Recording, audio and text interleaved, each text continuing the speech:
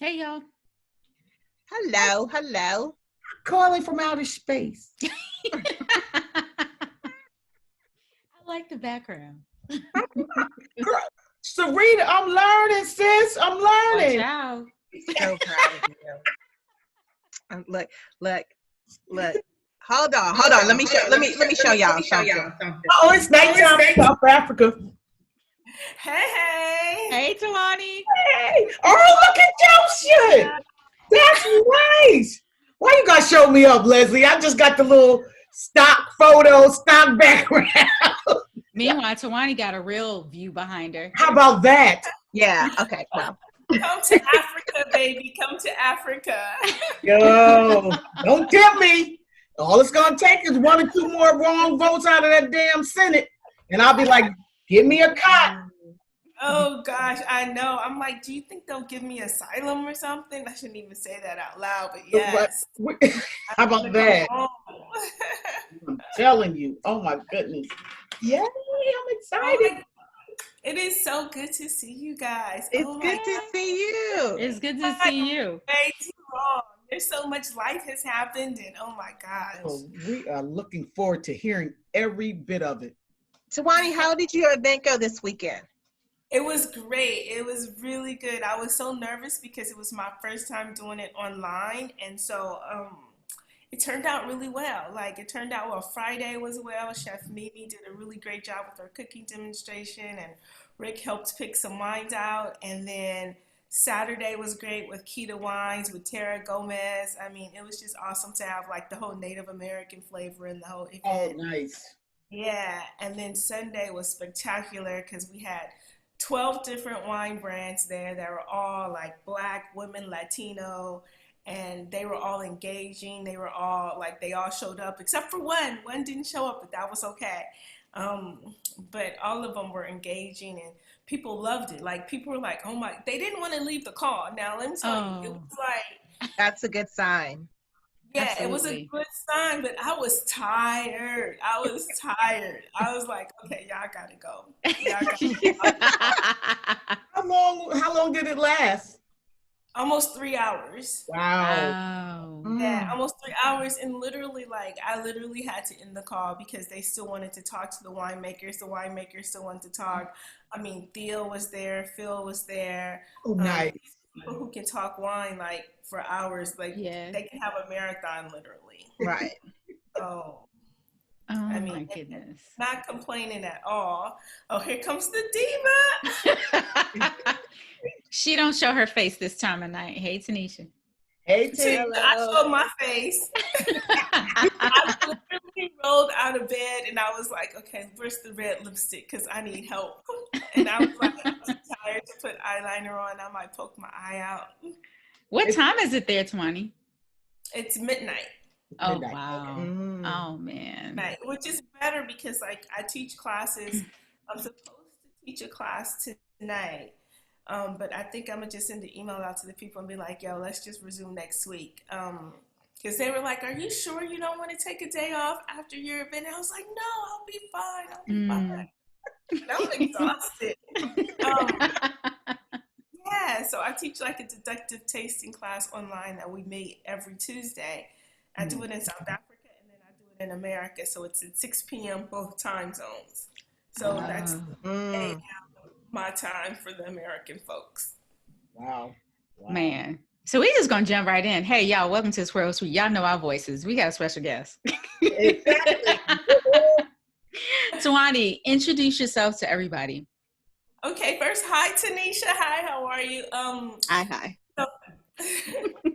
So my name is Tuanni Price. I'm owner of Zuri Wine Tasting. Zuri Wine Tasting is a lifestyle wine company. So we help people create these really fabulous lifestyles, all the way from Los Angeles to Cape Town, South Africa. And yeah, and now we're doing it virtually online. So are you going to tell us how this even happened? Because you're from California and you used to live there. How did you get to Africa?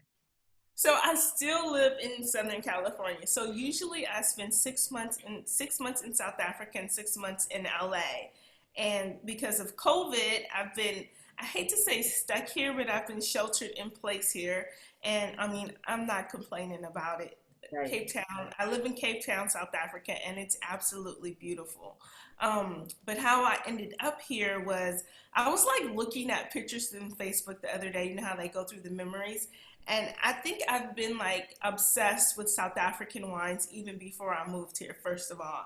And because they make amazing wines here. And I always Mhm. wanted to visit Africa. I always wanted to live out of the country. And so I was traveling a lot and I had been to Spain 3 times. And I was like, okay, I'm going to move to Spain. I'm moving to Barcelona. And you went to South Africa. I speak a little Spanish, muy poquito español. So I was like, I am going to Spain. But I said, before I move to Spain, let me take my butt, my black ass. Yes. Sorry, I cursed. But let me take my black ass to Africa. And so I came to South Africa because of apartheid, because I, had this thing for South Africa because I used to protest apartheid in high school. That's how old I am. And then when I said, okay, so South Africa, then I started doing research about South Africa and I found out about Stellenbosch, wine country. And so I was like, okay, it's definitely going to be South Africa. It's definitely going to be Cape Town as opposed to Johannesburg. And so when I arrived in Cape Town, I stepped off the plane and I just felt this warmth come over me that said, welcome home. And that's how I felt. So I spent 2 weeks in Stellenbosch, wine tasting, enjoying wine country, and then 1 week in the city. And then I was like, man, I didn't get to really see the city, so I got to come back. So I came back that next year, very next year. And then I spent 2 weeks in the city and 1 week in Stellenbosch. And then that's when I was like, okay, forget Barcelona. I'm moving to Cape Town. Like, this is it. This is going to be like my second home. No, and actually, I didn't even think of it as my second home. I thought of it as my first home. So I came out one more time. No, I came out the next year, right? And so then the next year I was like, okay, well, I want to live there. So I like prepared my LA home, but not 100% because I was not 100% certain. And so I said, okay, well, let me do 3 months at a time. So let me go there for 3 months, check it out. So I came for 3 months, actually stayed for 4.5 months, absolutely loved it. But it was harder to actually live here full time as far as the money situation was concerned. I was still able to make a lot more money in LA. So then that's when I said, okay, I'm just going to do back and forth. So I could go to LA for the summertime, make some money, come and live in Cape Town for 6 months. So that's how I ended up here. Sorry for such a long story. Oh, it's no. Well, you will appreciate this. So tonight I was cooking dinner, and you know how you just put on something in the background. So I picked School Days. Uh-huh. And I don't know if you guys remember that opening scene where they are on the yard and they're protesting apartheid because they want to divest. And I thought, oh, well, this is so appropriate that we're going to talk to her later today. So, yes, I remember the big protests in college for apartheid. Exactly, right? And so now I get to live in post-apartheid with all the born free babies. So if you had to give someone some advice, if and our viewers and listeners who wanted to become an expat part-time or full-time, what would be like the top 3 things you could think of that they would need to do to prepare before going? The number one advice is I would say do it. Go. Like if you can live and make it in America, honestly, you can live and make it anywhere in the world. Because America is so expensive and the hustle is so real, especially like in the big cities, like in LA, New York, Chicago, DC. So that would be the number one. So like do it, go, you can make it. And then the second thing would be like make sure you have a passion that you can generate income from, right? Because not unless you're like financially wealthy, which I'm definitely not, you're going to need to make money for yourself, and getting a visa to work in that country is not going to be easy. So you have to be able to make American dollars wherever you are. And then the third piece of advice is just be open to different cultures. Like, it's not always easy, and then like you might want to come in and insert your like American culture and your American ways in Right. different places. And so, you know, you just have to be open to other cultures and understanding. And that's what I'm learning like right now. It's just like how to stop inserting my American ideas and culture into like their culture and conversations. So What was your biggest challenge when you moved? mm, gosh, you know what? I feel like the only challenge is just like, and it's a daily challenge, it's just like making money to survive. You know what I mean? Making enough money to like, you know, to survive. I like to drink nicely and eat nicely. So I like to live nicely. Like even like right now, my apartment is fabulous. And I'm like, okay, Tuanni, it doesn't really make sense for you to live this fabulous. You might have to downsize because, you know, there's a pandemic, you know? So So are you renting or is it like an Airbnb or what? it's definitely not an Airbnb. And so when I came for that first 3 months, that was one thing that I learned too. I did Airbnb because that was all that I knew, right? But try to find, I would recommend that they try to find like a local apartment service like website. So like out here I use this thing called Property 24 now, and I actually find apartments where I could get like a 6 month or a 12-month lease. And that's a lot cheaper. And then like furnished apartments, there's so many furnished apartments, it's crazy, and they're like nicely furnished apartments. My apartment right now is furnished. I mean, it came with everything: coffee pot, forks, knives, furniture, wine glasses. And, you know, I had to buy extra because you know, I like to entertain. But it's just basically all I had to do was bring my suitcase, linens. It came with linens, everything. Wow. Yeah. So was there a point with the whole pandemic going on that you had to make a decision point? Do I stay or do I go to the United States? Or they were just, you know, it wasn't, you need to get out the country because you're an American and we don't know how to act anymore? I think, well, the time when the borders were still open, they didn't realize that Americans were going to be so misbehaved, right? So it wasn't like that at first. It was just the point where, you know, for me too, I think I was in denial for a long time when the pandemic happened. I was like, We all were.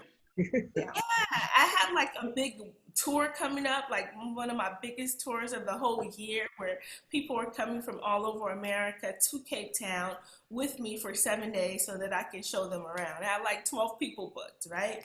Wow. And it was gonna be great. It was 7 days and everything was paid for because you know what, I was trying to make sure everything was taken care of so when guests got here, there was no headache. And it was supposed to be March the 24th through the 27th or something like that. Well, that's the weekend, but March the 22nd through the 27th, whatever the dates were. And then the pandemic happened, and slowly, like, okay, my best friend was coming too, and she was like, you know, I don't think I'm gonna be able to come. There's a pandemic. And I was like, a pandemic? I was like, it's just the flu.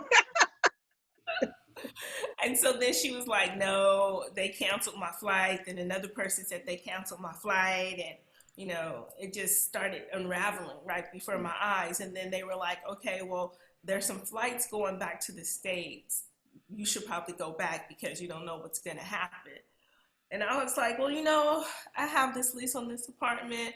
What am I going to go back for? Everything's going to be closed, you know? So, you probably safer there anyway. yeah, so I decided at that point to stay. Of course, I didn't realize that it was going to be this long. Right. And so some days it really hits me that, you know what, if I wanted to go home, I can't go home. There's repatriatic flights, but those flights are super expensive. Like, those flights are my whole apartment rent for like the whole rest of the year, even like in the next year. Yeah, so I'm like, no, I could stay here. I'm not trying to spend a fortune on a flight. Wow. Ouch. And then too, when am I gonna go home? Like, people are going crazy in America. Nobody wants to wear their mask, and like, it's just ridiculous. Yeah, man. Especially in California now. Like, the numbers were going down, but now they're going up in California, and they're talking about closing certain parts of the state. Yeah. Yeah.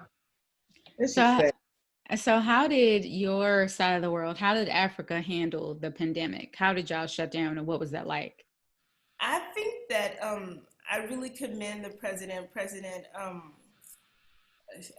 Cyril Ramaphosa. So Girl, we can edit that out if you can't get the yeah, name right. President Cyril, that's his first name, but Ramaphosa, that's his last name. So anyway, I think that he did a really great job of like they just shut everything down. And when I say shut down, like this is where I live. I live in the middle of the city. It's kind of like if you lived in like across the street from the Staples Center in downtown LA, or Wow. on 42nd Street in Manhattan. I Right. live like right in the center where there's great restaurants and there's a vibe, right? And that's why I picked this place. But it was like a ghost town. Like they weren't even home. There were not even homeless people on the streets. Like they cleaned up all the homeless people and took them all to shelters. There was nobody on the streets. So there was a very strict curfew. I think the curfew was like 6 o'clock or something like that. And then none of the restaurants were open, not even for takeaway, not even for delivery. Everything. The only things that were open were the hospitals and then the banks. And so it's like a ghost town. They shut everything down, and that happened they shut everything down for 4 weeks. Then they opened it up a little bit, and then they banned alcohol. Yeah. So they banned alcohol. Luckily, at that time, I had enough wine to last me through the first 4 weeks. I think I was down to like one bottle, and then a friend had bought me like 2 bottles over because they felt sorry for me. But like literally, I was down to like 2 bottles of wine that I received from a friend by the time we ended the ban the first time. And then now they have a ban again the second time because the first time was good and our numbers were looking so good. And then they opened up the world slowly, and then people started to kind of get crazy, and the numbers went up. And so now they ban alcohol again, just because there's a lot of like alcohol related like incidents, and people end up in the hospital. And so they felt like it was overwhelming the hospital with all the alcohol related incidents.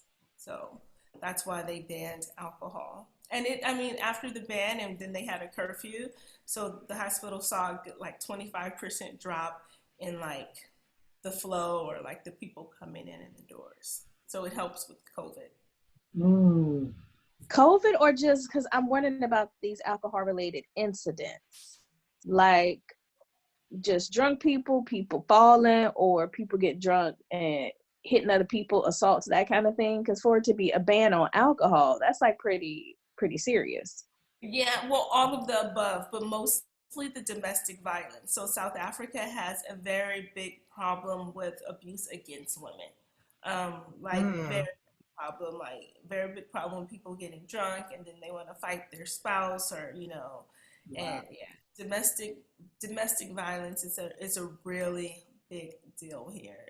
And so until they fix that, alcohol is like the culprit. But let me ask you this. So how do they specifically I guess I might have answered my own question in my head, so I'll go ahead and ask it anyway. How do they correlate that with COVID and Exactly. Yeah. then I answered it in my head, if they're locked down and they don't have any alcohol and they're going through withdrawal, because if they ain't nobody get beat. It's Keep your hands to yourself.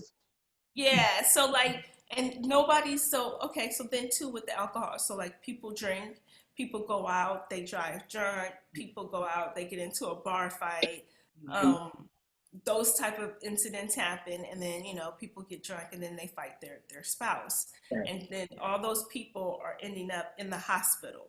It's a hospital bed. There's no room for both. Got you. Okay. Yeah.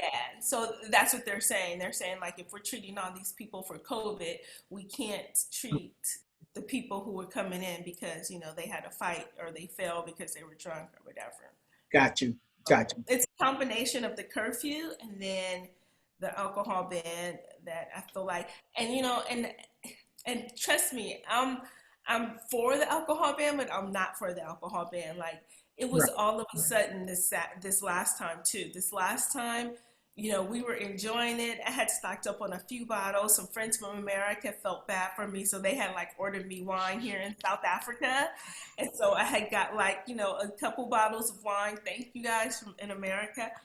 So I had wine and I'm enjoying life. And then like, my business, I had to shift my business model and my business thinking. Mhm. So there were some things that I had did differently because now we had alcohol available and I was coming up with different business ideas. And then all of a sudden on Sunday, July 12th, the president speaks and they're like, okay, the president's going to speak. I had no, and they had changed it so that you couldn't buy liquor even before this second ban. You can buy liquor Friday to Sunday. So you had to get all your liquor by Thursday. Oh. And so my birthday was Getting drunk. my birthday was on July 10th. I went and got I stocked up on some like hard liquor and stuff like that. And then we had a few friends over and that was gone. So on Sunday, I was like, I had wine, but I had no other liquor here. And then he said, effective immediately, there's a ban on all alcohol sales. So you couldn't even plan. I'm a terrible planner anyway, so this whole situation would be a whole entire problem for me. But effective immediately. Like, what was your first thought? Like, what was going through your mind when you heard that? Like, effective immediately. I was thinking, well, shit, I had these people over here on Friday, and they literally would have been Frank all your stuff.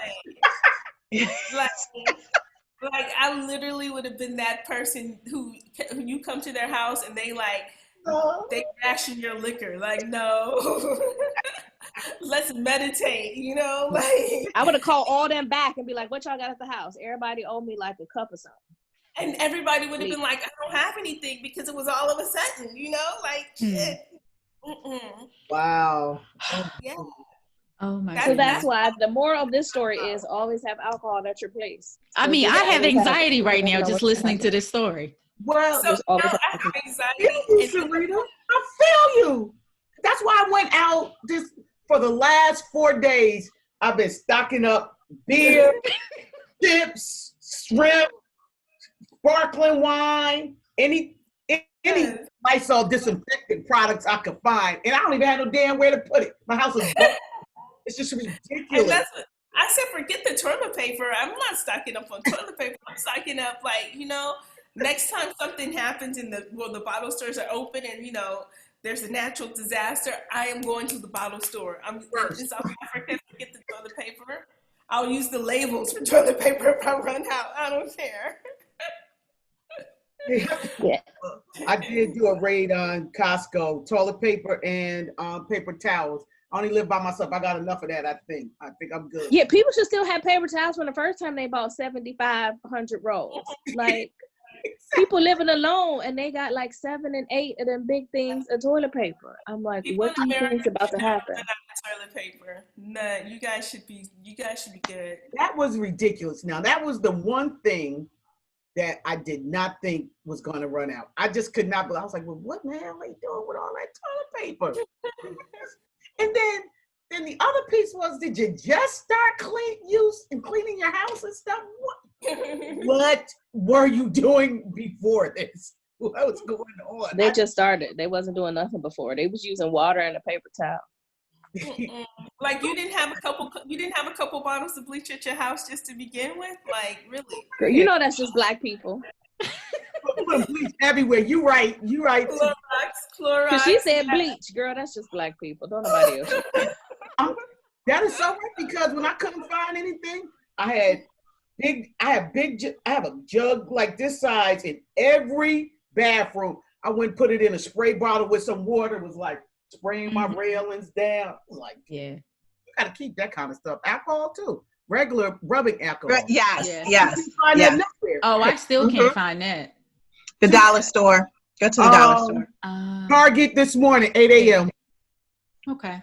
No. Target this morning. Mm-hmm. Yeah. Oh man.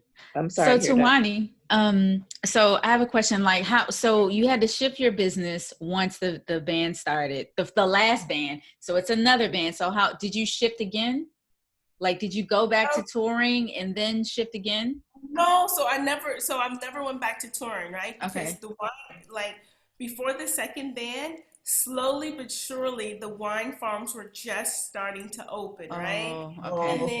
then Man, and then I didn't go back to touring too because there's not that many tourists here, right? So there's got it. not that many Mm-hmm. Americans are, that's my target market. There's not that many Americans here that are like touring, the Americans that are here are like living. Um, so no, that wasn't it. What I was doing was I went onto this virtual platform. So after the first pandemic shut down, and I went and I started teaching online classes. So I came up with all these online classes, and that's what I do right now, right, to create income.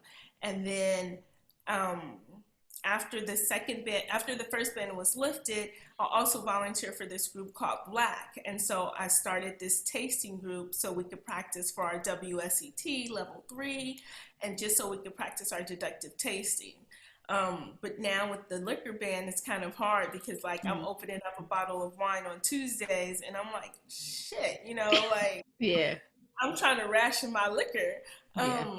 So that was one thing. And then also before it, I was going to start doing my private in-home tastings to support the wine farms out here. So I was like partnering with wine farms to have an add-on on their website. So when they go to the website, they can pick my in-home wine tasting class and I could teach a class. Okay. So that's what I was working on and training people out here to teach those classes.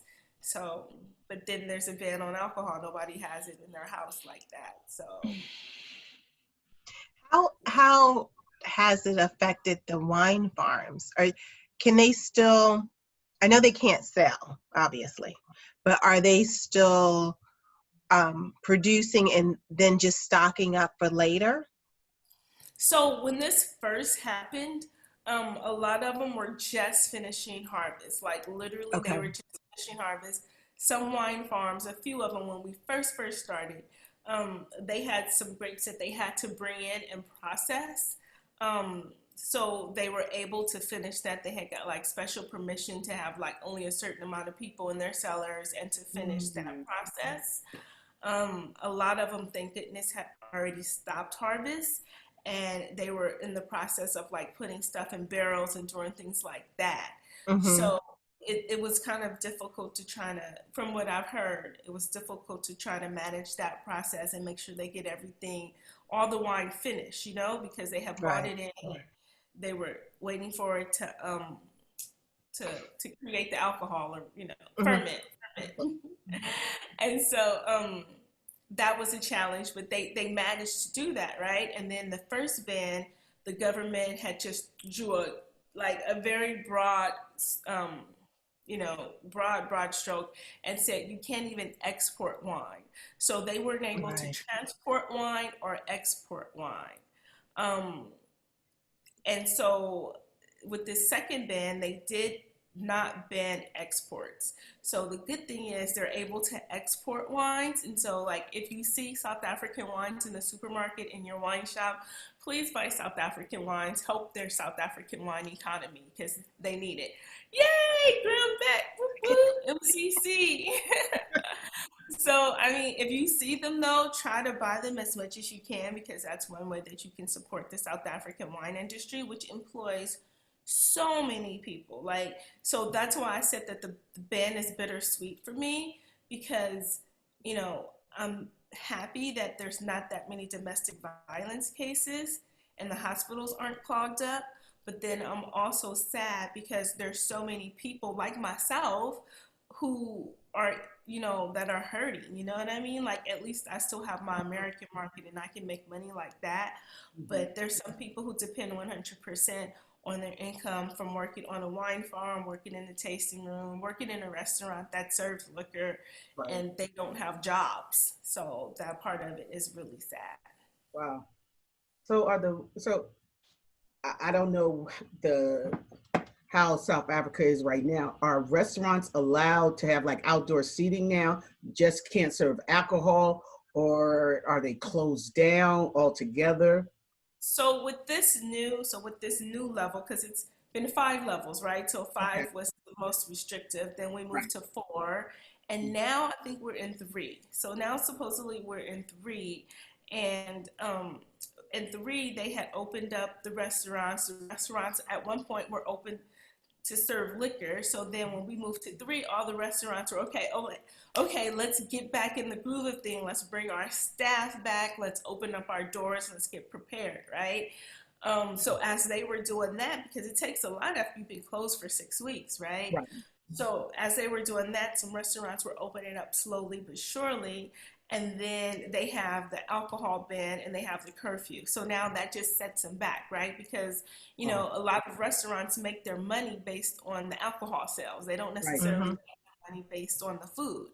And so that kind of, you know, if you have a restaurant, it kind of sets you back. There's like, my street is full of restaurants and there's some restaurants that are closed. Like there's this one restaurant and they're like, you know what, we're closed. We're closing on July 25th. We can't operate. We can't function with the curfew and the ban on alcohol.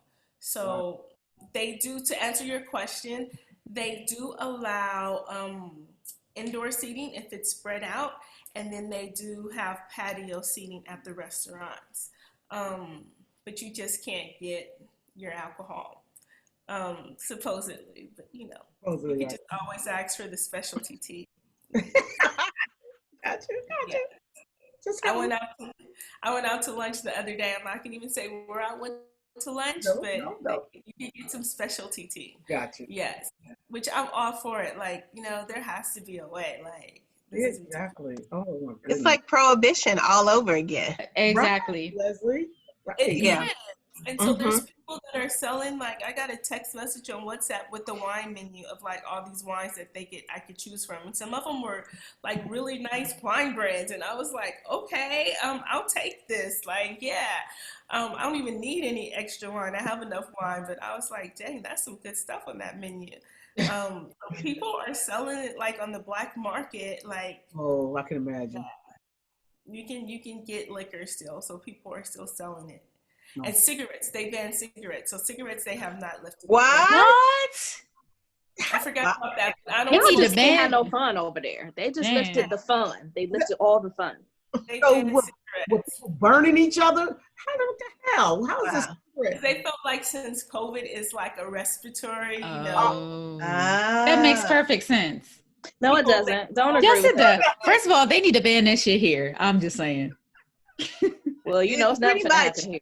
It is pretty much. But weed is still burn the legal. city down first. There you go. Yeah, weed is still legal. Oh.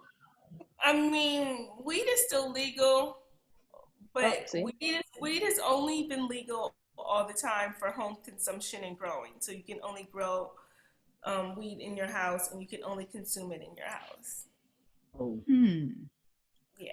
Go light up a field and then make everybody high.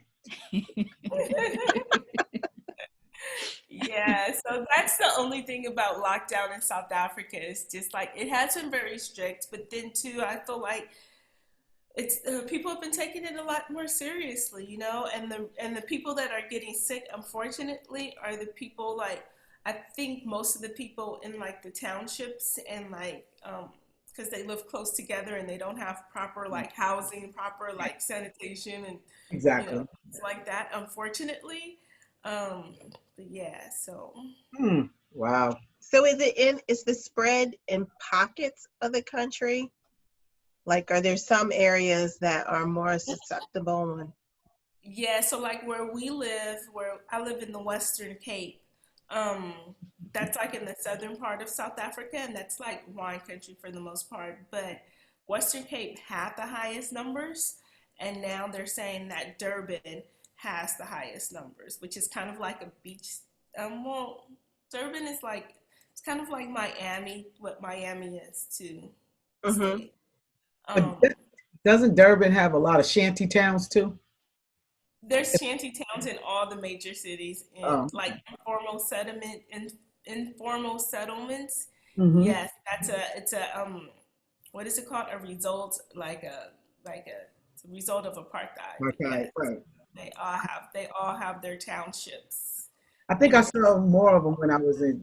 I guess we were driving through Durban versus Cape Town, because when we got to Cape Town, we stayed at the Table Bay, and we didn't go nowhere. We just were on foot. So, So no, you didn't get to see Cape Town. You got you got to leave Cape Town, and you will see. yeah, driving through there, I didn't remember as much. Yeah, you will. Yeah, you will see them like, and that's the thing that's the thing about Cape Town is, South Africa is a beautiful country and the people are beautiful, right? But there's two sides of South Africa. And I was watching this documentary today and they were saying that you have the European side and you have the African side, right? Yep. Cape Town is very much like a European city, it's like America. And when you're in Cape Town, even right now, I'm so disconnected from what's really happening, there's people, and it's serious, there's people that are dying. There's people that are dying from starvation. There's people that are dying from COVID. And I don't get to see any of that. Like, even now where I live in the city, it's still like, I'm living literally like in a bubble. And it's not until I have friends that come over who might live in some of the cities that are outside, and they might have a cousin or aunt who's a nurse, and they're saying this is what's going on. Or they might live in the township and they might say, you know what, people are starving. Like, people literally don't have food. Because they're not working, right, and have no income, so they can't buy food. Are there government programs for that to help out a little? There's government programs, there's private programs where people are passing out food and things like that, but there's so many people that, you know what I mean, like, and they don't have government programs like we have, you know what I mean, like, I don't even know if they have food stamps or food assistance programs like that, And it's just the poverty level, the gap between the people who have and the people who have not is very, very much like, even before COVID, the have-nots didn't have a lot. Like, the minimum wage is like 20 rand an hour. And just to give you an idea of what 20 rand an hour is, a loaf of bread is about 30 rand. Right. Wow. Yeah, about 30 rand. Yeah. A loaf of bread is between 15 and 30 rand. That's how much a loaf of bread is, right? So you just think about that. Like, if you make 20 rand an hour, you're basically making, like, you work all day and then, you make enough maybe for like an inexpensive meal for your family, maybe. And then you have to pay for transportation to get back and forth to work. So, like, really, you're not really making enough to feed your family. And then that's not even covering rent. That's barely enough to buy, like, some beans and some pop. Wow, God. Woo. So that's the sad part, but I don't want to bring you down. And I mean, not everybody lives in poverty like that in South Africa, but the poverty, reality. Yeah. The poverty is definitely a reality. Wow. Are you guys required to wear a mask? Yes. Okay. Yes. You can't go into a restaurant. You can't go into a store. You'll get a ticket on the street if you're walking down the street and you don't have your mask on. Wow, that's good. Is there a resistance to wearing a mask there? I don't know. Like, I haven't really, people that I know, nobody complains about wearing their mask. I mean, it's only us because we're stupid. It's just us around here. Yeah.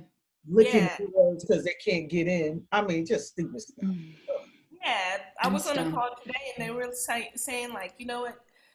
People are complaining about wearing a mask, but they don't, they tell you to wear shoes when you go into a store. We don't complain about that. You don't talk about, well, I have personal freedom. I should be able to walk around there. Exactly. So, it's the point where, okay, you have that personal freedom if you don't want to wear a mask, but when it starts to endanger someone else's life, that's where your personal freedom stops. And people don't seem to get that. Yeah, they third grade civics, like, you can't yell fire in a movie theater. Right. Like, personal freedom to yell whatever you want, but you can't yell fire in a movie theater. Like, your personal freedoms have to stop at some point when they affect other people. Like, and that's a part of the responsible person of being in a democracy. You know what I mean? Like, But I saw this TikTok video of this soldier who just got back, and he was going off. He said, "I fight for your freedom." He said, "Okay, Kevin, if they tell you at 7-Eleven you gotta wear a uniform, you wear it. Wear the damn mask." I was like, Kevin, wear the damn mask. He said, look at the mask I gotta wear." And he showed him in full suit with his gear. Then he showed him with this other one, started talking about how hard it is to breathe in the heat with them. But I do it because I have to. It was funny, but it was so very and I would love to see that. Yeah, because here he is fighting for our freedom. Mm-hmm. If I can find it, I'll forward it to you via messenger. It is hilarious how he's going off. Mm. So Tuanni, what about your business in California? Have you been using any alternatives there with your staff? Yeah, so basically my staff is me, myself, and I in California. I used to have a lovely, lovely assistant, and she was amazing, but she left and she went to law school. And then after that, trying to find somebody to work with you to extract these ideas in my head, and it's very, very difficult. So right now it's just me, myself, and I, and then I partner with some people who can host like wine tastings for me should somebody want to have something in person. So that's how it's been working. I just have a couple people that I partner with, and I say, hey, listen, can you do this Zuri Wine tasting, and then they do it. But most of my events and tastings, I have moved online. So basically, even my wine over LA this weekend is usually in person this weekend, but it was all online. And yeah. Wow. And then it's been about the online classes. Are you looking to have someone work in California? So if there was somebody who was an aspiring wine instructor and they're looking to partner with someone, would you be open to that? 100%, 100%. Actually, that's what I've been trying to focus on too, is I've been writing this Tuanni Wine Tasting Boot Camp just so that I can train people like how to, do my classes in the Tuanni way. I actually teach a class how to host an in-home wine tasting, and they get the certificate of completion. So I'm always telling people, like, if you do that and, you start having these classes and you want to do it like professionally, just, hit me up and I can help you out with some work.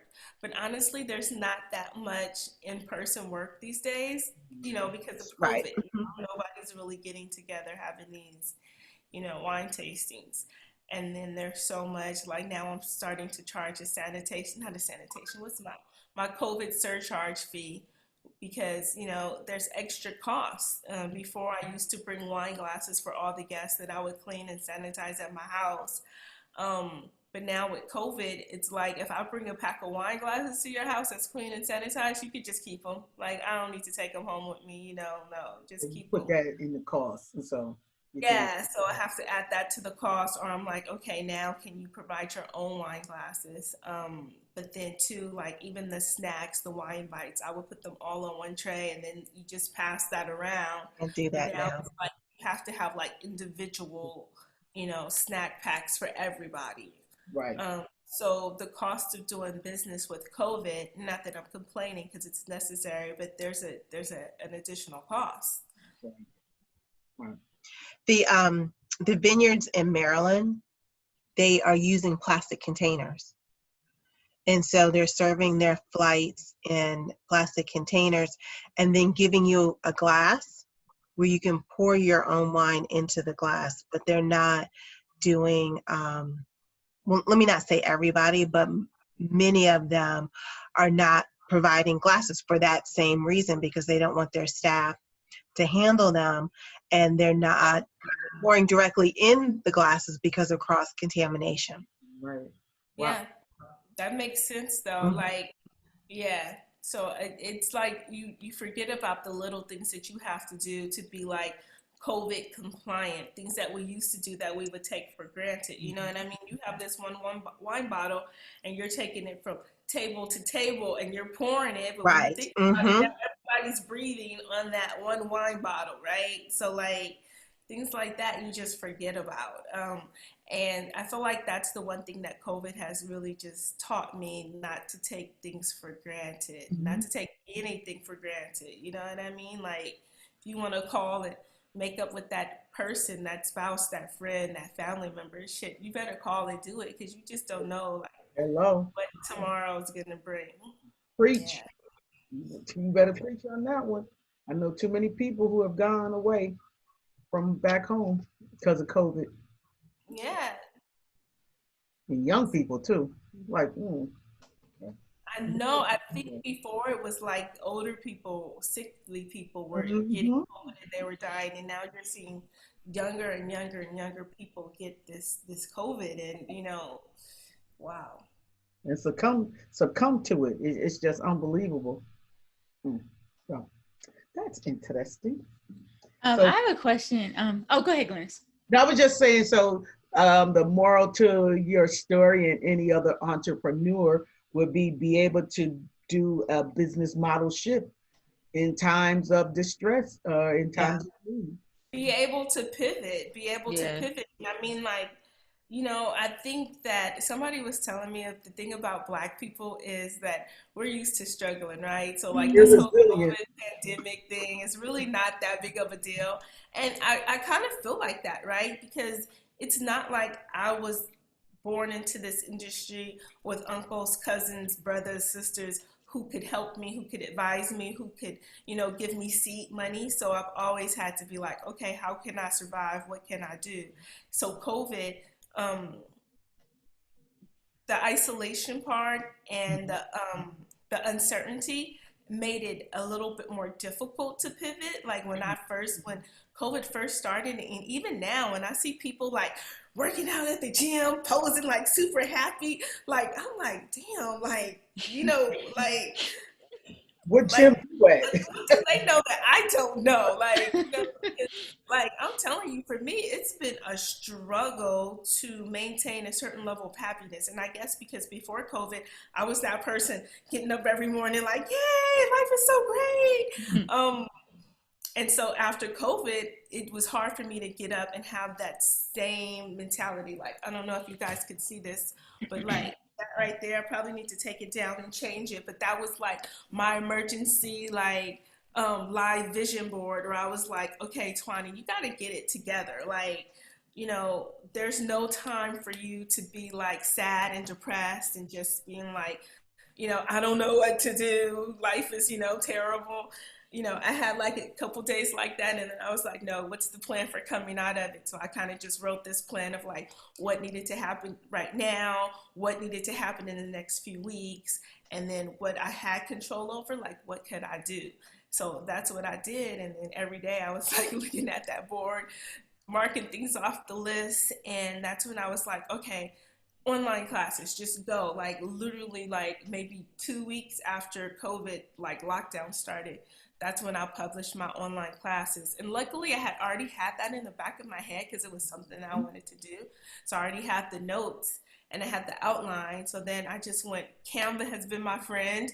I went to Canva. Canva's great. Yeah, Canva is awesome. Went to Canva, did this whole PowerPoint presentation on Canva with all images and all the text messages, and like voila, published my classes on some different platforms and on my website. And I was able to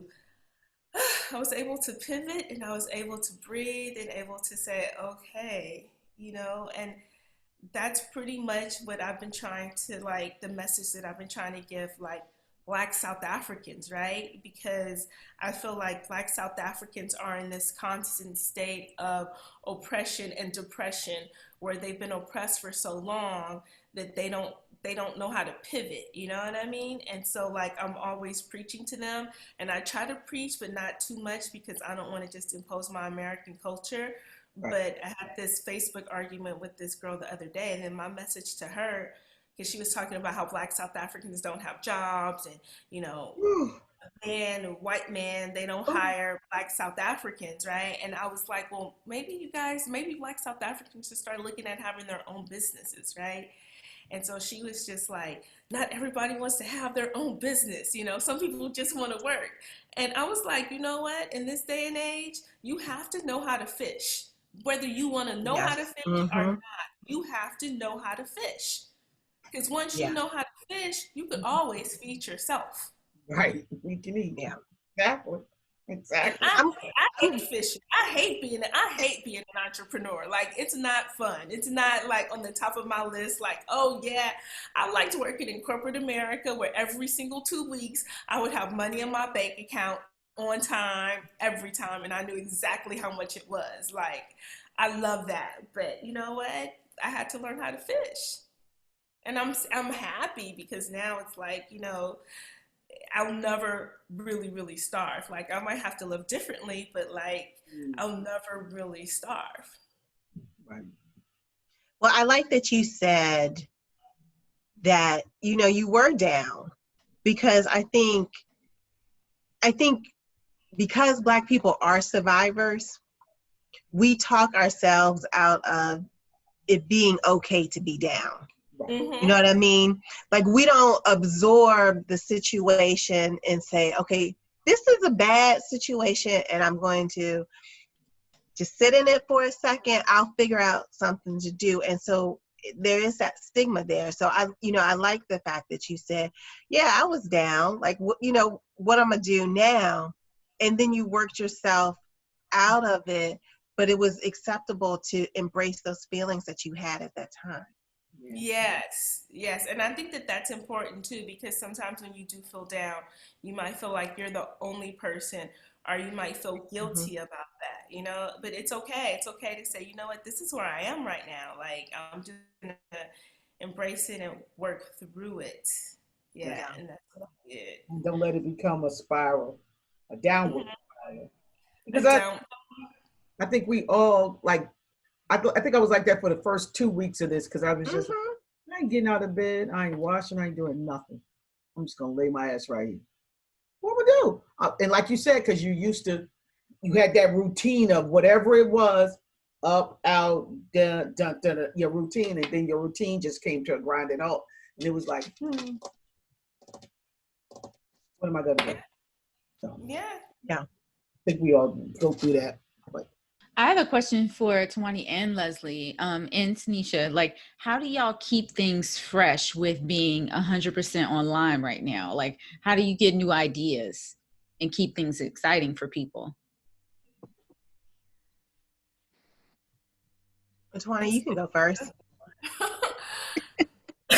You know what? I don't know. Like, I feel like I just bring whatever energy that I have in person, I bring that same energy to online. And there's sometimes, because I'm teaching at such weird times in the like 3 a.m., midnight right now, sometimes I don't even think I'll be able to pull that energy out, but I'm able to. So I think I just pull my personality that I have in person and I just pull that into online, and it just works. Like, I'm able to connect with people and keep them engaged. mhm.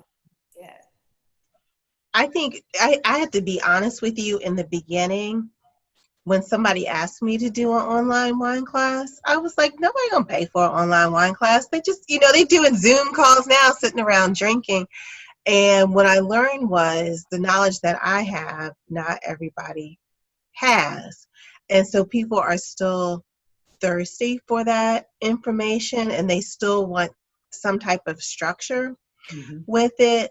The other thing that I found was I was so focused on, okay, so how am I going to make money? Like, what am I, like, what is the next thing I'm going to do? And I realized once I stepped back, and I was like, let me just focus on something else. Let me clean my house. Let me do something else.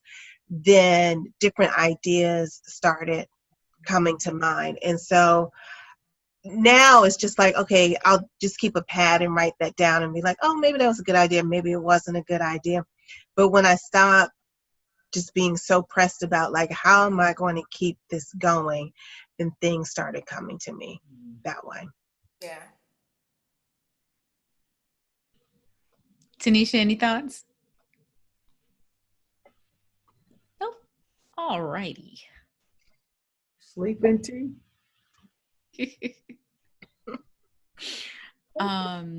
God, I have one more question for Tuanni. Oh, so I guess it's our last serious question. Like, is there anything else that we can do to support South Africa? Buy the wine, buy your classes. What else can we do?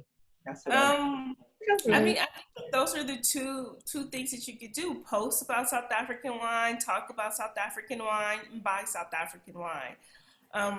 Those are the things that you can do to help the industry in South Africa, to help my homies that you know are out of work, and then support me by signing up for a wine tasting class. And Can you tell people how to find you?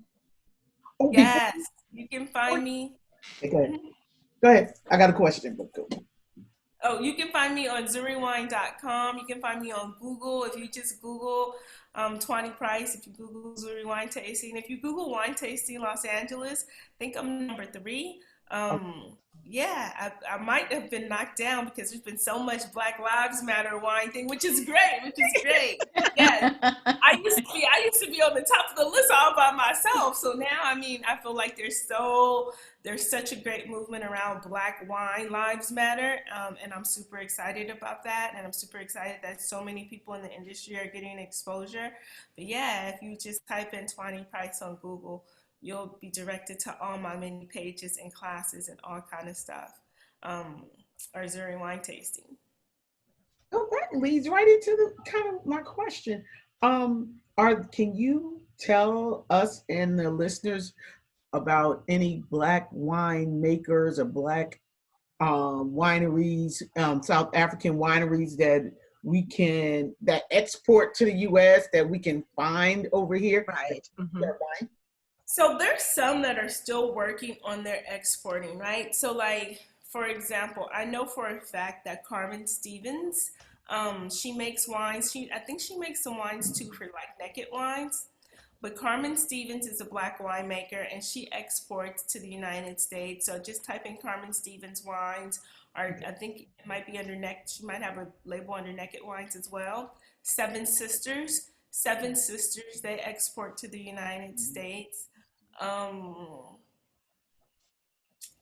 Who else is a Black owned wine? There's a couple of them. There's a list of them on my website. Okay. But there's a couple of them. And then there's a person, the Wine Noir, which is owned by Alicia Marie Kidd. Mm-hmm. And she imports some South African wines. So the wines that she imports are not necessarily all Black owned, but she's Black and she's an importer, so you can support her. And we actually poured one of her wines, the Silk Bush Viognier, at Wine Over LA, was included in our Diversity 12 pack. And I've been hearing really great things about that one. So nice. Go to the Wine Bar and you get some South African wines from her. Okay, excellent. We met her in New Orleans. Yeah, we did. Yes. Mm-hmm. Yep. Yes, she's pretty awesome. She makes wine and she sells, right? Doesn't she make wine? She doesn't make any wine. She just imports wine. Oh, okay. Yeah. And she who opened am I up thinking a of? shop in Oakland. Okay. Well, talk about Jenny Dawn. Yeah, but there was another sister from California who was the other sister making wine. The other sister from California, Paula Harrell was from California. Yeah, but she doesn't export. She doesn't import. Right. Okay. Has her wine brand out of Sonoma. Yeah. Mm-hmm. Those are the only 3 that I remember. Oh, nice. Awesome. 30 minutes. All right, ladies. So y'all know this part of the show. It gets a little fun. We have 5 questions that are totally unrelated. And they may be short, they may not. First question, would you ever be a cast member on a reality show? I'm such a ham, yes. Yes, I would. You have the personality for a reality show. Yes, she does. I would love to be on a reality show. Like, I really feel like if I wasn't having babies in college, I would have been on The Real World or something. Yes. I can see that, cussing white people out. I can see it. Yes. Nicely cussing white people out. Fashion booth talking about, I'm really just trying to be nice, but like what they said was really out of line, and I don't know if I'm gonna let it slide again. Love it. I love Oh, Leslie, Glennis, what about y'all? I cannot do it. No? I can't afford hair and makeup daily because Well, Somebody you does it for you. true. And then you get a hair and makeup budget. And you have a team eventually. yeah. No, still a no. Yeah. Plus, I don't think my life is that exciting, quite honestly. Like it took when I first met you, Sarita, I was like, I don't know if I'm going to go on Twitter or not because I don't have anything to say. So I still think my life is pretty kind of boring. I would get cut off like what's her name that was on the Real Housewives of Atlanta? Which one? The one who's the husband who was cross-eyed and the football player. Oh my God. You talking about Sheree? Yes. Yes. said the husband who was cross-eyed. Glennis, what about you? It depends on the topic and how much they're gonna pay me. Okay. That's fair. Depends, because you can't have me out with no crazy girls. Then they gonna say something slick. Then I'm gonna punch them. Then I'm going to jail over some bullshit.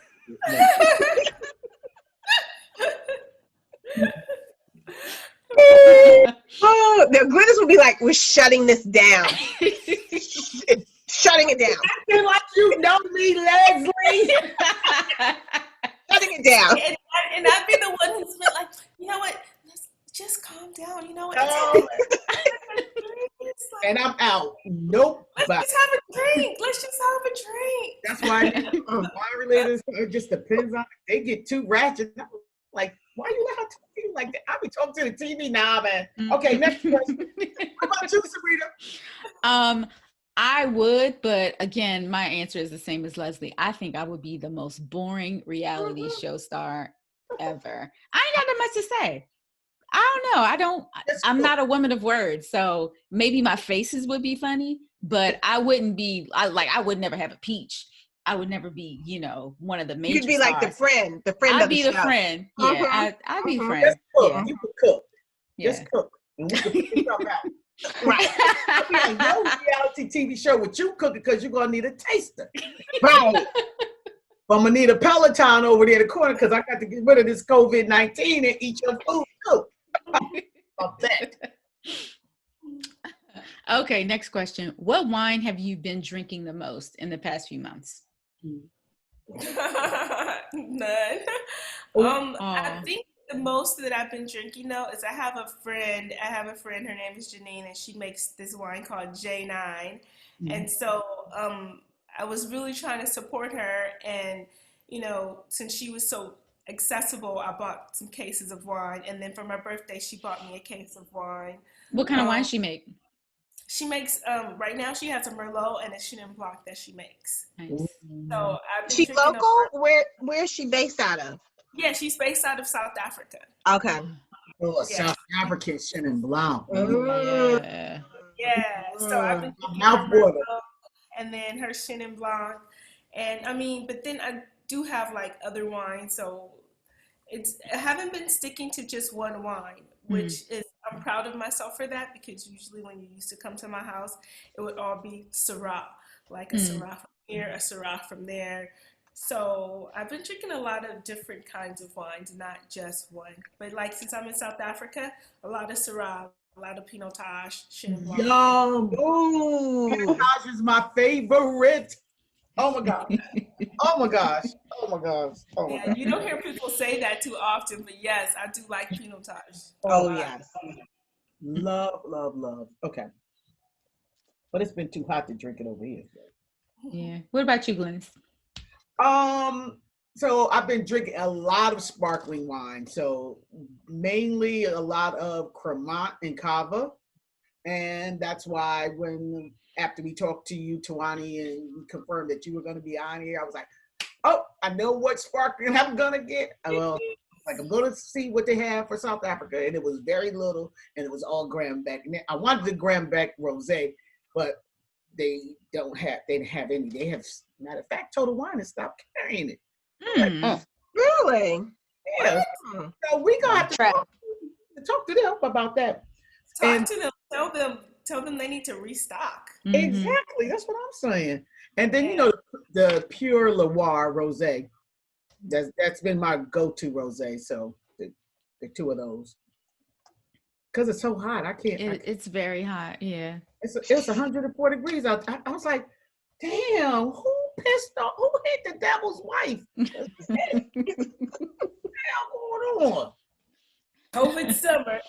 Yeah. Hopefully it's not the damn virus. It's too hot for it to survive on surfaces. So that was supposed to. You remember in the beginning they said, "Oh, we just have to make it through this spring." Because during the summer, the heat will kill the virus and it'll be back to normal. Look at Texas. Because it's in the body now. They ain't let it get away, dummies. Yeah. Leslie, what you been drinking? Tricks. Go ahead. I have been ordering a lot on wine subscription clubs. Oh, look at you, big and so to the point where like I had to cancel some of them. And I thought we were supposed to do the case of Stags. What are we doing? Yeah, we need to do that. We need to do the case. Okay. I'm sorry. So I've been trying to do regions that I'm not familiar with, and do Germany, Portugal, places that not as popular. So my palate has been all over the map. Yeah. We're gonna get you some more Sauvignon Blanc. You're gonna be okay. Jesus. I've honestly, my palate's been all over the place too, because people are still trying to promote their wine. So I've been getting samples.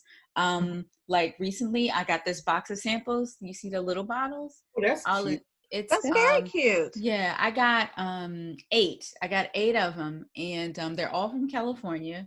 They're all different. I'm drinking a Syrah today, but I think this is probably what I'm supposed to drink. Like it's basically like a little glass and a half. Glass and a half, right? Yeah. They need to start selling that in general now. I think they need to start packaging them like that. Yeah, it's cute. Yeah. Is it a glass cork? Is that a glass cork? Yeah, they all have a glass cork. Love that. Yeah. Yes. Yep. I'm all for the glass corks. So yeah, today I'm drinking Syrah. I got a Sauvignon Blanc, Cabernet, a Chardonnay, of course. But yeah, it's a whole little box, and I'll try them all. But I was getting ready to ask you, is there anything you don't like you want to share with the rest of us? it's not too much I don't like. I know, right? Unfortunately, I wish I didn't like something. And I tasted the wine that I didn't like the other day, and I was like, wow, this is a different experience. Like, I really disliked this wine, and I loved it because I'm like, I was starting to think there was something wrong with me whenever I tasted wine. I'm like, oh, this is good. Oh, this is good. But when I came across the one I didn't like, I was like, okay, good. I'm okay. Yeah. And there's one wine I don't like, and that's Chambourgeon. That's the only one. Chambourgeon. Yeah. Chambourgeon. She's just like, I'm not even gonna say it. Nope. I don't like it at all. Anyway, Tanisha, hey girl. Hey girl, hey. Hey, what have you been drinking? What, champagne? No, I've been drinking a lot of Bordeaux. Actually, oddly enough, because that I don't usually roll with them, but they were making me turn over a new leaf and try some new things. So yeah, I've been drinking Bordeaux. Is that, Tanisha, is that where you did the, I saw your recent post on Twitter. Is that where you were when you went and you visited that vineyard there?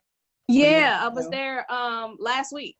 So that was like a culmination of, I made a bunch of tasting there, but a lot of them had been asking you should come down, you should do this. And now since I have time on my hands, I'm like, all right, let's go. Okay. So we went to Bordeaux. Saw some chateaus and pretty amazing places. And it was also hot. It was like 100, 101. Same here. Mm-hmm. But wait, y'all like open. You like doing your normal stuff. Oh, we open. It's like COVID never happened. We out. We doing things. Wow. Do y'all have to wear masks? Y'all ain't got to wear masks. We on the train. We in pools. We at restaurants. Are y'all wearing masks? Are we what? I'm jealous. Wearing masks? Yeah, they had to change the rules and start enforcing wearing masks inside, because that wasn't enforced at first and people were really kind of light on wearing them outside. The only real rule was we had to have them on public transportation or any kind of transportation. So when I took the train, that was hard, having the mask on for like 2.5 hours, 3 hours. That part was a little annoying. But yeah, now it says you have to wear it on any kind of transportation and if you're inside. So if you're inside at a mall, you're inside a store, anything like that, movie theater, whatever, you have to have your mask on. Wow. See, that goes to show you that behavior modification can change this. And I'm not saying that we shouldn't have a vaccine. Please continue to develop a vaccine. But the vaccine is not right. Yeah. No Tuskegee. We have to be prepared for the next thing that comes anyway. So like, yeah. It's just, this virus can run its course, but again, just like Leslie said, it's behavior modification and folks, because it's just getting retransmitted. Yeah. Folks, and so now the actual COVID test itself. So say, for instance, you take a serology test, which is your blood, right? To see if there's live antibodies that say, okay, you are COVID positive. But if you're not COVID positive, and so you get a -1 back, they still might have to do the nasopharynx one to test whether you had. So say you come back with antibodies, but you don't have any active symptoms. Mm-hmm. They then still have to do the nasal swab to see if it's active now or if what your antibodies that are showing in the blood test were from something you were exposed to and it's run its course in your system. So, yeah. Okay, I think I follow all of that. Yeah. All right. Okay, next question. What is the first thing you notice about someone? Oh gosh, their smile or lack thereof. If they have all their teeth. That was mine. Their smile. And it depends on the setting. Because if I'm not too close, I'm like, oh, your hair jacked up. Yeah. Or if I'm looking at a man, the first thing I look at his teeth and I look at his feet. What shoes you rocking, bro? Oh, okay. Yeah. What if he got on sandals? I'm still weird about that. You don't like men in sandals. It depends on what kind of sandals and where we are. But like, depends on the setting. That's what that's. Yep. Like, are we inside? Yeah, I'm straight. Well, I mean, I'm also single, so Oh my god. What about Crocs, Tanisha? I'm like a man. Is he a chef? Right. I was gonna say, does he work in the kitchen? Or in a hospital. Or in a hospital. I know some doctors that wear Crocs. Yeah. But they wear them at work. They don't wear it out with that go to happy hour outfit just to be like, hey, I'm chilling. What's up? Hey. No. I'm from California, so a man in flip-flops, that's sexy. Right I love that. And if I love it. He don't look like that.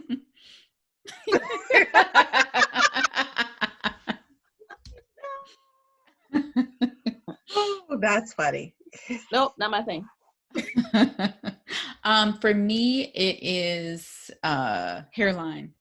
Not that you have to have one, but just like don't have like something in between. Either have one or don't have one. If it's like all the way back here, just cut it off. It's just not worth it. Or don't have that Shamar Moore one. Remember back in the day, he never had an edge up. It's like, sir, what are you doing?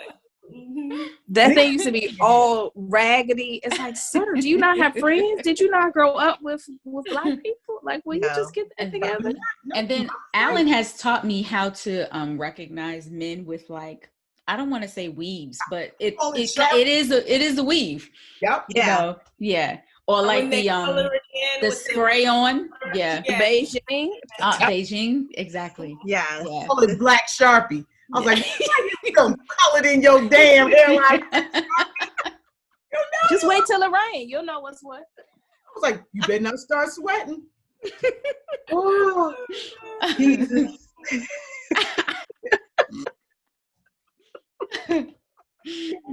Leslie, did you answer? No, but it was definitely the missing teeth. That Okay. mhm. Yeah. That's so clutch, man. Okay. Or with the yellow cake batter on them. Oh, girl, gross. Mhm. And Okay. maybe the ones that want to smile all the time. I'm like, All in your you're just face. confident in your smile. Exactly. You're missing 3 teeth in the front. How are you this confident? Okay, next question, so we can let Tuanni go to bed. Okay. What was the last thing you ordered from Amazon? Damn. I got so much shit in this house. Yeah. I'm waiting on it. I just ordered Oh, let me look. I just ordered makeup remover and a new curling iron. Okay. Mm-hmm. Nice. Look at you. I haven't ordered from Amazon since I left the state, so that's For real? Mm-hmm. And the last thing that I ordered was, because like here I try to use like local vendors and local things. Mm. Oh, I know what I ordered. I ordered a backpack before I left for my trip. That was the Okay. last thing I ordered. I ordered smaller, soft spiral curlers. You know, the ones that you can do this with. Mhm. Mm-hmm. Yeah, no time soon. So I had to get some smaller ones because when my hair was long, I had the bigger ones. So that's what that was. It's arriving tomorrow at 9 p.m. What about you, Sarita? Me, the last thing I ordered, God, this is tell my age. I ordered a fanny pack because when I walk my dog, no, it's not cute. It's not cute at all. I just look like a soccer mom. Girl, what do you have to hold that you need a fanny pack? Oh, when I walk my dog. Then nothing else will work. Like what? Like a crossbody purse won't work? Like no, when I walk my you don't dog, have I want pockets? something. No, not in all my yoga pants don't have pockets. Not for your You keys. only can wear yoga pants? Oh my gosh, why are you? I love fanny packs. But let me tell you, okay, so my new love is Fabuletics. Uh-huh. And they have the pockets on the they have pockets and you can put your cell phone in and what have you. But you need to carry the little doggy bags for so the doggy bag holder is on the leash, but I also have a set of keys that doesn't fit in yoga pants no matter what kind I have on. And like sometimes I carry like a defense stick because sometimes they're like loose. Girl, I live in a city. It's shenanigans around here. So I got to be strapped with stuff. So you think you'd be able to put it out your fanny pack in time? Utility. If I hear a sound, I will. You know your zipper finna be stuck. You try to pull that. You just start running, girl. Try to pull a stick out of your fanny pack. First of all, I'm not finna be scared. I'm like, she has a fanny pack. What is she finna do?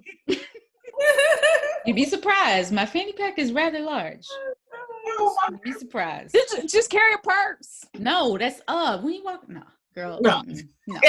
I'm not paying you no mind, Tanisha.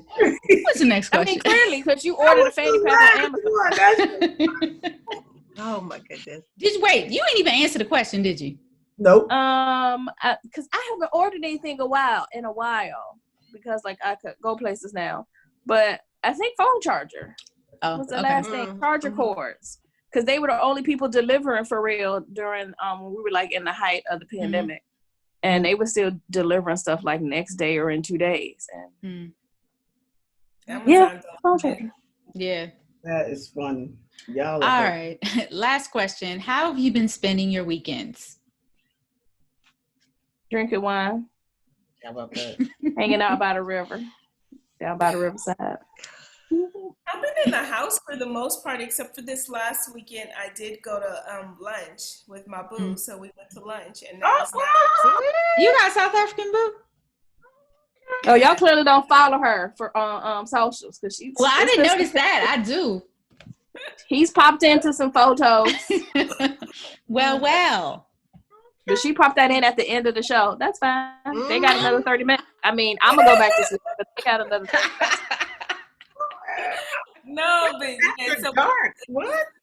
the point was we went to lunch. The lunch part was like the point. Oh, girl. But You know, we forgot that about was not that the lunch, point for us. right? Oh, nobody remember the question.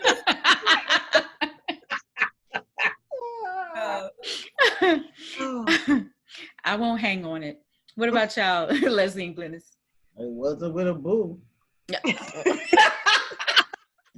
Damn it. Nothing. I have been working. Oh, Mhm. We have been doing tours, so I've been working on the weekends. Yeah. Right. Okay. Yes. that's nice. You like a little hustle? A little Yeah. post-pandemic hustle? Right. Yeah. It may not last long, but for right now. That's all right, girl. Get that bag while you can. Yes. Exactly. Do it while you can. Yeah. I think I've been on a hunt for Lysol products and stuff. Just I'll go to the supermarket, in the house, hung out with my family, down in Fredericksburg. Boring. Oh, I'm glad we don't have Fredericksburg listeners. No, I do. Right. I'm like, Not hanging out, don't get me wrong. When I hang out with that part of the family, that's cool. It's just the fact that I cannot go nowhere. The passport ain't worth shit no more. Hell, blue passport. I feel like I'm a third world country with a Gucci belt on. Just as horrible. Mm-hmm. It's okay. It's okay. Let it out. girl, let it out. Right. Let it Yes. out. Let it out. It's a Yes, safe let it out. space. It's a Mhm. safe space. Canceled so many trips. It's unbelievable. Yeah. I mean, like little local. I'm supposed to go to Milwaukee to a friend's wedding this weekend. Her daughter's wedding, excuse me. Daughter's wedding.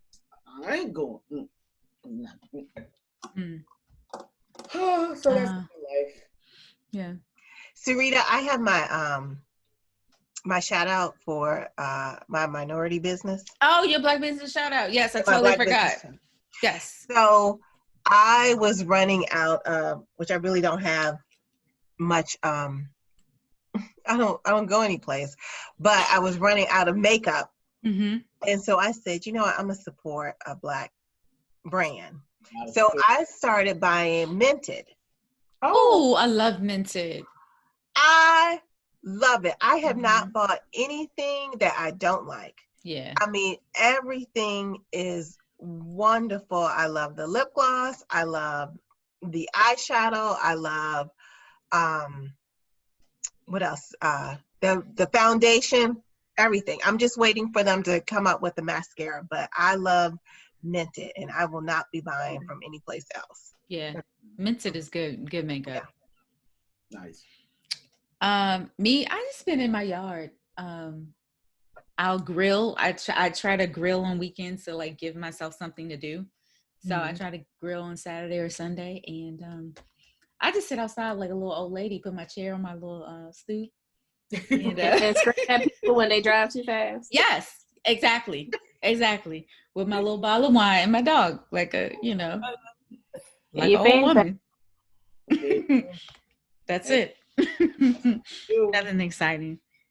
Tuanni, thank you so much for being on the show. Yes, thank you. It was Thanks, so Tuanni. guys. Perfect. Yes.